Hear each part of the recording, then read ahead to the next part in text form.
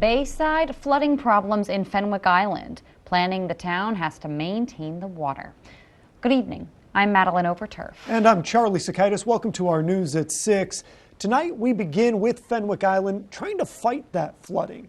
It is a problem every single one of our towns and cities along the coast deals with. And in Fenwick specifically, the town is focusing on bayside flooding and stormwater management. Today, Fenwick held a meeting about goals and plans to help prevent it in town. Coast TV News reporter Brandon Ferguson joins us live there. And Brandon, floods have happened for years right where you're at.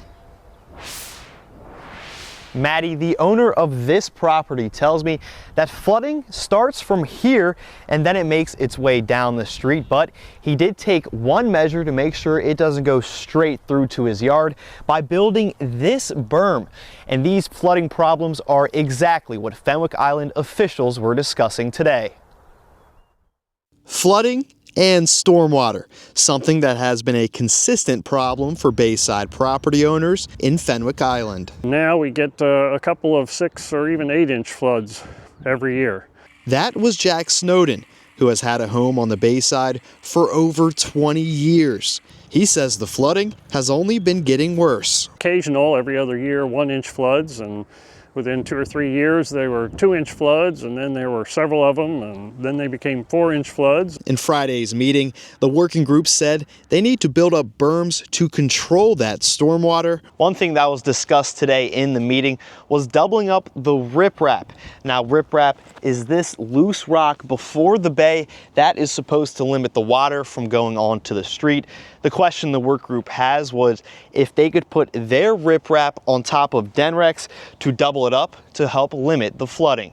The working group said they need DEMA funds to do demonstration projects to test if they will work if built. The group says they asked DEMA for funds during their last meeting and have not heard back. Snowden says the town is doing what they can, but Mother Nature is also playing a part. Sea level rise is just no joke, and I can see it right here on this property. And in my opinion, we ought to be doing everything we can to combat the original base causes of sea level rise. For Fenwick Island, the fight against flooding is draining ideas from the town and watering locals down.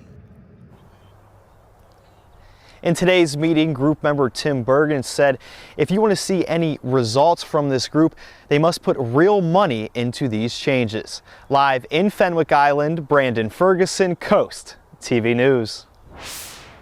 And over in Rehoboth Beach, they are taking a big step towards better stormwater management. This is in the works, and it is a long time coming, but the city is working with the engineering firm AECOM to develop a stormwater utility implementation plan.